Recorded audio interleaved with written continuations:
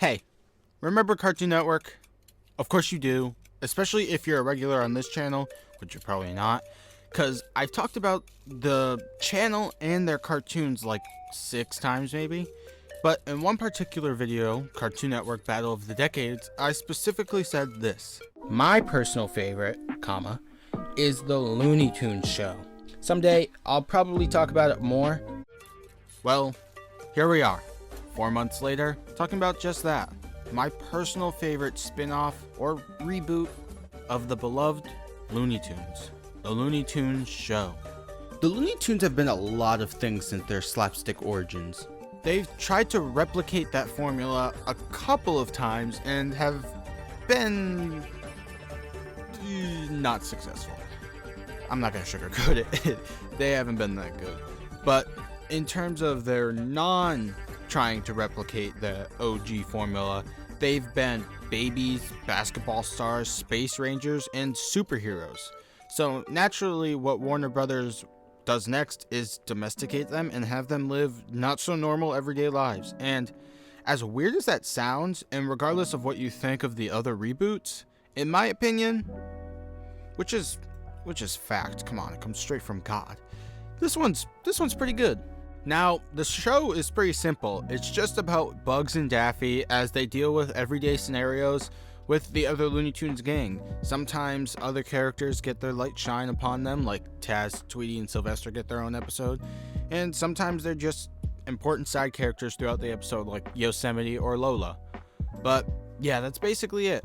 As animation goes, it's really fluid and nice looking. It's nothing egregious. It doesn't look like problem solvers, but it's also not very revolutionary. It's very calm and basic. It lends well to the facial features and when characters are getting whacked on, screaming, and really the fluidity of their facial expressions when they're being wacky really works with this style of animation.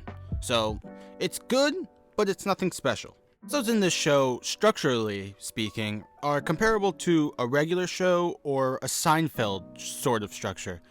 It has everyday life events like getting a job, putting up a shelf, or trying to avoid a date with your girlfriend, or the Peach Festival, and giving it that kind of Looney Tunes touch of wackiness and slapstick that we enjoy. But one critique that I saw a lot of when I was looking in forums at this show and going through Reddit and stuff, a lot of people thought that this show wasn't as wacky as, the original Looney Tunes. But why does that matter? If you like baby Looney Tunes, which why? Unless you're a child, that's not very wacky either. Neither was, Toonamics, I think it was. Space Rangers was a little, and so was Space Jam, but is it really that big of a deal that the wackiness was tuned down?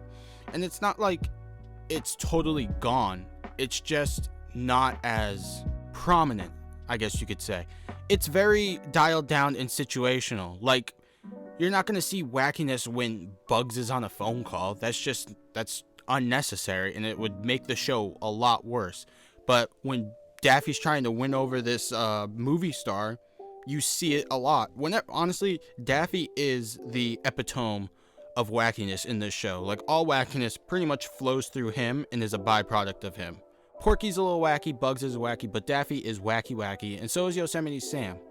So I wouldn't say there's no wackiness. I would say it's toned down for situational. My speaking is not very good. Moments in the show, like the car wash where he realizes that it's paper mache and it's going through a car wash. That is an example of wackiness done at the right time. I think I made my point.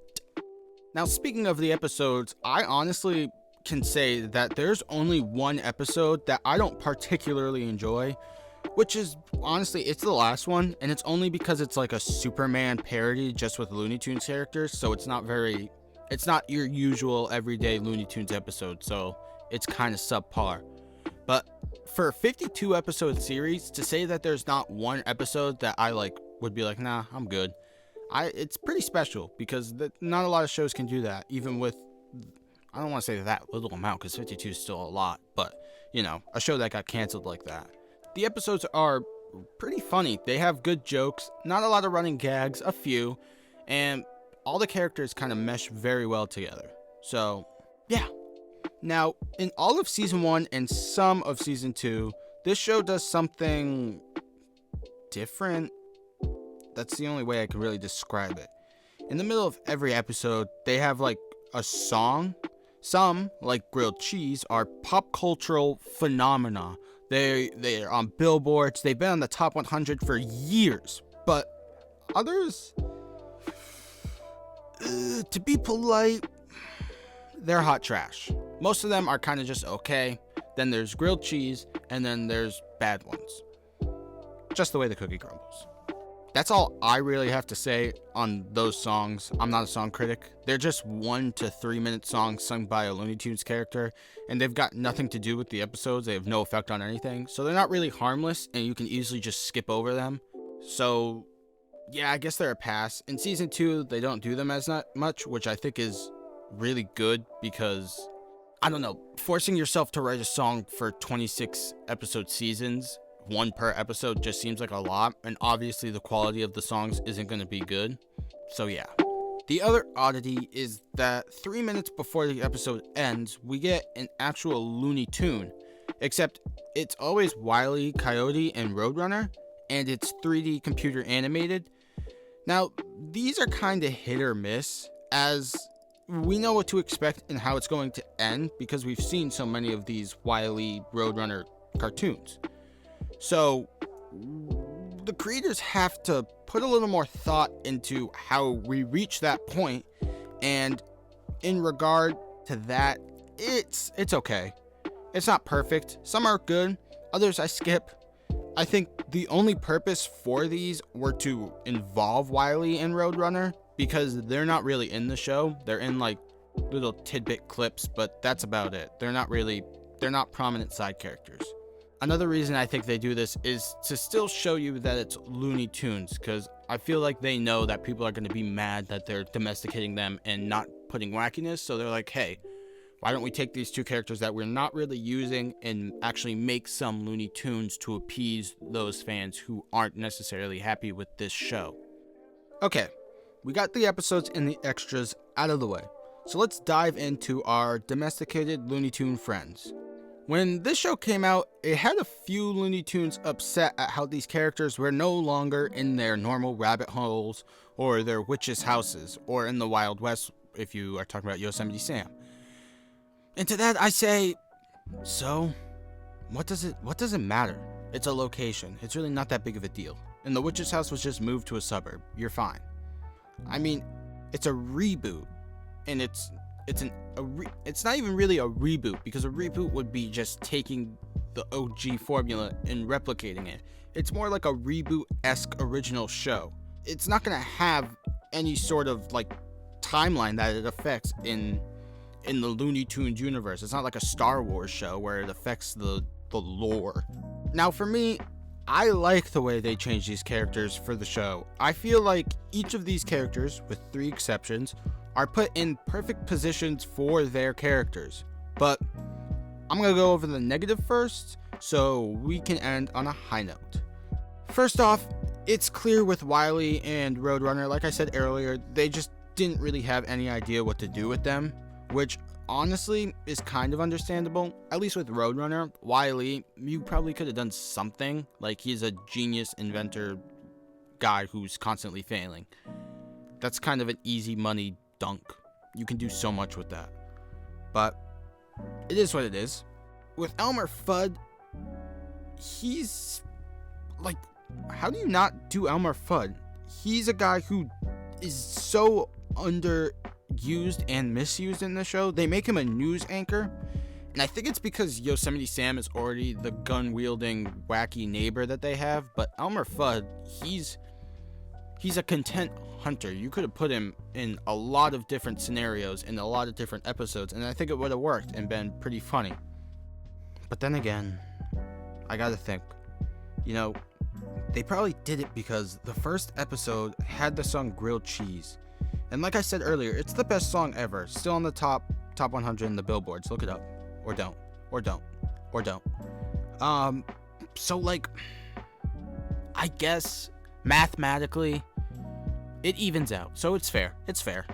With the negatives out of the way, let's talk about the characters with likable situations. First off is Bugs, who expectedly plays the everyman. He's calm, clever, sarcastic, he's everything. Honestly, I would usually hate this type of character. Kind of like a Zoe 101 type, but the show does something with Bugs that most shows wouldn't with an everyman. They make him vulnerable, and he loses a lot. Now, there are a handful of episodes where Bugs wins, of course, because, you can't just keep having your main face Looney Tunes guy lose.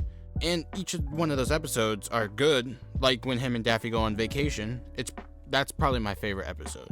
But the episodes where he obsesses over a video game, or fails to put up a shelf, or is dealing with Yosemite, or Clyde Turtle, I think. I don't want to be wrong, but I think that's his name. It just shows his imperfections and his vulnerabilities that you need to make a character likable. If he didn't have any of those, I think he would be probably the least liked character on the show, which is a shame because he's in every episode, so making him unlikable wouldn't work. But perhaps Bugs' biggest flaw is his hectic roommate, Daffy Duck. In this show, Daffy is a deadbeat roommate with the best resume of all time. A CEO, a hairstylist, a muffin man, a lawyer, kind of, a crab farmer, an inventor, a cable manager, and a wizard. And he did them all with very tragic results. Throughout the show, Daffy is lazy, inconsiderate, rude, and a lot dumber than he thinks he is. Therefore, that makes him the funniest character on the show. His episodes with Gossamer are some of the best ones because he's just crapping on a kid for being nerdy and being himself. And when he gets what's coming to him, it really feels deserved, like when Porky just beats the crap out of him. Much like the OG Looney Tunes, he serves as the bane of Bugs' existence, always dragging him into issues like going to jail. The two of them plus Porky together always make for an entertaining episode, and like I said, he is the center of wackiness in this show. Without him, this show would be so much worse. Okay, so I can't talk about every character for 2 minutes each because this video will be an hour long. So let's run through these side characters. Porky is kind of what I expected. He's stuttering, usually, obviously. He's kind of a pushover. He gets disrespected, but every now and then, he catches a dub. Speedy is still the fastest mouse in all of Mexico, but now he owns a pizza restaurant. He's pretty nice, good character, solid. Yosemite is the second funniest character in the show, by far. He's this redneck type neighbor who has no shame, is totally inconsiderate, and has poor gun safety practices. Every time he's around Bugs, it's guaranteed comedy. I promise. Granny, Sylvester, and Tweety, pretty much all the same, except we do get a little more screen time with Granny, and even a nice little backstory with her and Tweety in World War II. Gossamer, like I said, he's now a child who looks up to Daffy, and the witch is his mom, who also has like a sassy black lady demeanor, even though she's green. Taz is a pet dog, which I don't know how I feel. Like if there was any animal or any character in Looney Tunes to be a pet, it would obviously be Taz. But I do feel like he has a bit more potential. Like he could have been like the super insane person, but like you have Yosemite. So I do give it a pass, but I do think if you spent more time on it, you could have given him a little bit more. Foghorn Leghorn is a business mogul who loves Daffy like a son. And his episodes with Daffy are great too. Any episode where a character interacts with Daffy is so good because that person either loves Daffy with all their flaws, or his flaws rather, or they can't stand him, and it just makes for a great time. The Goofy Gophers are these ultra optimistic BFFs who own a vase store, and those are pretty much the main side characters that you see. Those guys get the most attention. There are other characters that include Pepe Le Pew, Beaky Buzzard, Cecil the Turtle, Henry Hawk, and Marvin the Martian, But they're all very minuscule characters who are only in 1 or 2 episodes, and most of them, like Marvin and the Buzzard, aren't really the focal points of that episode.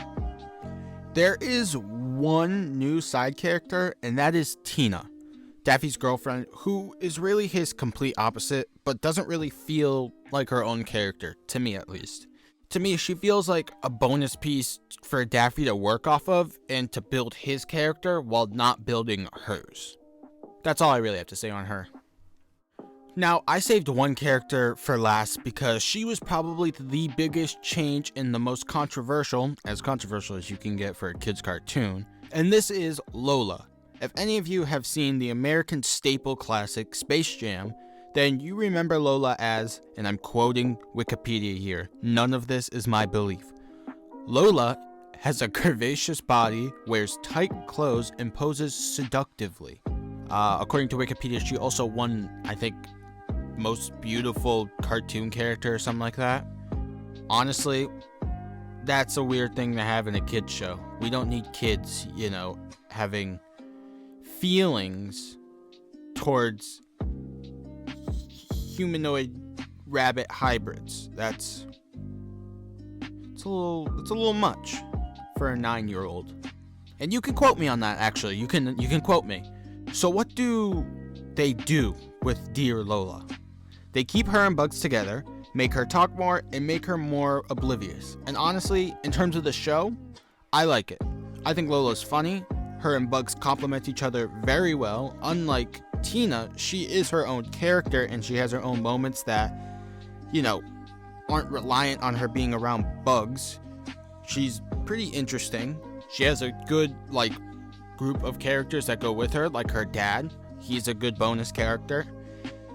And she's voiced by Kristen Wiig, so that definitely helps. I just want to reiterate, all these characters, with those 3 exceptions, are really put into perfect positions to optimize their potential for this show. Daffy as a deadbeat is totally something I can see. Same with whatever situation Porky, Speedy, Bugs, Gossamer, the Witch are all in. Foghorn's was a little different, but you get used to it because it fits so well because he's a charismatic guy. He's nice and big and cheerful. So seeing him as a CEO businessman works. Okay, that's all for the characters. We can finally move on to the final part. Personally, I think this is the best Looney Tunes reboot there's ever been. The characters mesh together great. I mean, I can't think of a single pair of characters that I don't like together. I also find it quirky how the rest of the world is made up of normal ass people. It helps the characters stick out and be their own. And like I said earlier, I think the episodes are paced and plotted so well, starting with just something regular like putting up a shelf and ending with an absolute disaster. It's a shame the show was canceled in favor of Wabbit, which disrespectfully, is trash. Because this show easily could have gone on for 2 more seasons at least. But the 52 episodes that we did get of domesticated Looney Tunes nonsense are super quality, very funny, and I could not suggest it more. If you have HBO Max, throw the show on and have some fun. That's all I can say. If you enjoyed this video, be sure to slap a like on it, and if you're new, feel free to subscribe. Or else. That's not a threat.